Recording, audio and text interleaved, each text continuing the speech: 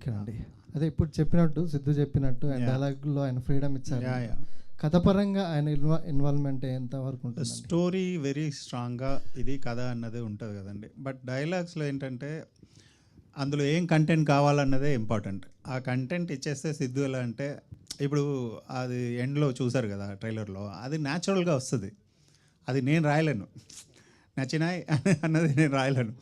Content అక్కడ ఏం మాట్లాడాలని కూర్చుని అలా ఇద్దరు అలా మాట్లాడుతూ ఉంటే అలా వస్తుంది. సో ఏంటంటే కథ కంటెంట్ రెండు ఫిక్స్ చేసి అందులో ఫ్రీ హ్యాండ్గా ఇస్తేనే ఆ సిద్ధులో ఉన్న స్ట్రెంతే అది వదిలేస్తే దెన్ నో పాయింట్. సో అందువల్ల ఆ క్రెడిట్ తనకి. స్క్రిప్ట్లో ఆయన ఇన్వాల్వ్మెంట్ ఏమైనా ఉందా? డెఫినెట్గా మేము కథ బిగినింగ్లో చెప్పాము, కథ ఓకే అయింది కదా, మాట్లాడిన తర్వాత ఎక్కడెక్కడ ఏదేది ఇంకా ఎన్హాన్స్ చేయొచ్చు అన్నది మేము ఆల్వేస్ మాట్లాడుతూ ఉంటాం. సో 100%. భాస్కర్ గారు ఇక్కడ. భాస్కర్ హాయ్. ఇప్పుడు మీరు ఇంకా సిడ్నీ నగరం నుంచి బయటికి రానట్టుంది. అది యాక్చువల్లీ నా ఫ్రెండ్స్ అన్నారు, అది అలా చెయ్యాలన్న థాటే లేదు. యాక్చువల్లీ ఏంటంటే హైదరాబాద్లో ఒక ప్లేస్ కావాలని చెప్పి రాయాలి. ఆ హైదరాబాద్ అన్న పదం ఆ ట్యూన్లో కూర్చోవట్లేదు. సో దాని తర్వాత భాగ్యనగరం పెట్టడం జరిగింది, కానీ సిడ్నీ నగరంకి దానికి సంబంధం లేదండి. సార్ భాస్కర్ గారు, సార్ మీ ఇంతకుముందు సినిమాలన్నీ చాలా సెన్సిటివ్ ఎమోషన్స్తో ఉన్న సినిమాలు. ఫస్ట్ టైం మీరు ఒక యాక్షన్ జానర్ ట్రై చేశారు. అంటే సిద్ధు గారికి ఉన్న ఇమేజ్ వేరు, సిద్ధు గారికి ఉన్న ఇమేజ్ కానీ ఆయన డైలాగ్ డిక్షన్ కానీ వేరు. ఆయనను మీ స్టైల్ ఆఫ్ మేకింగ్కి కన్వర్ట్ చేసుకుంటానికి కానీ ఎంతవరకు అంటే మీకు కష్టం అనిపించిందా, ఎలా అనిపించింది? ట్రైలర్ కూడా చూస్తే మీ ఇద్దరి స్టైల్ బ్లెండ్ అయినట్టుగా ఇద్దరి మార్క్ అనిపించింది, ఒకవైపు సిద్ధు గారు ఒకవైపు మీది.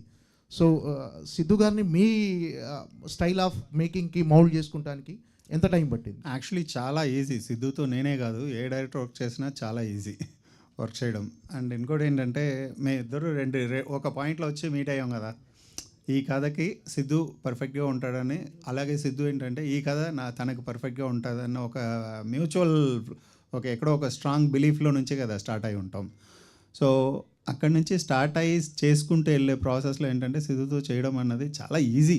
ఇంకా చెప్పాలంటే సగం హెడేక్ లేదు. ఈ కంటెంట్, ఇది డైలాగ్స్, ఇది సీన్, ఇది ఇలా కావాలి, ఇది ఇలా చెప్పుకుంటే చాలా అన్నది. సో అలా నాకు చాలా ఈజీ జర్నీగానే ఉండింది. అలాగే వైష్ణవి కూడా. సో వెరీ టాలెంటెడ్ యాక్టర్స్ ఉన్నప్పుడు ఏంటంటే డైరెక్ట్గా హెడేక్ తక్కువ ఉంటుంది. సిద్ధు ఇక్కడ ఇప్పుడు డైలాగులలో చెప్పండి సార్, ఇక్కడ బూతులు కూడా బ్రహ్మాండంగా వాడినట్టున్నారు. బూతులు కూడా బ్రహ్మాండంగా వాడినట్టున్నారు అంటున్నా. అవునండి. ఎందుకని అక్కడ అట్లా ఆ డైలాగ్ అక్కడ చెప్పాలనిపించింది సార్, అందుకే చెప్పాను. సిద్ధు గారు అంటే జనాలు ఎందుకు యాక్సెప్ట్ చేస్తారు అనుకుంటున్నారు అట్లాంటివన్నీ?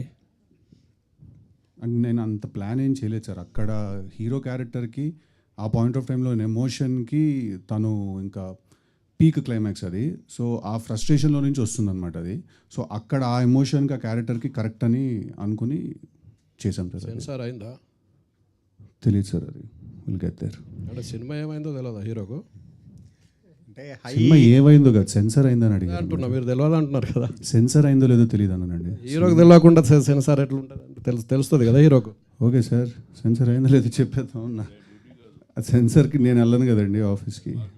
కూల్, డ్యూటీ ఎవరిదైనా తెలుస్తుంది కదా అంటున్నా. మీరు అందుకని సారీ సార్, తెలుసుకుని. Right, okay.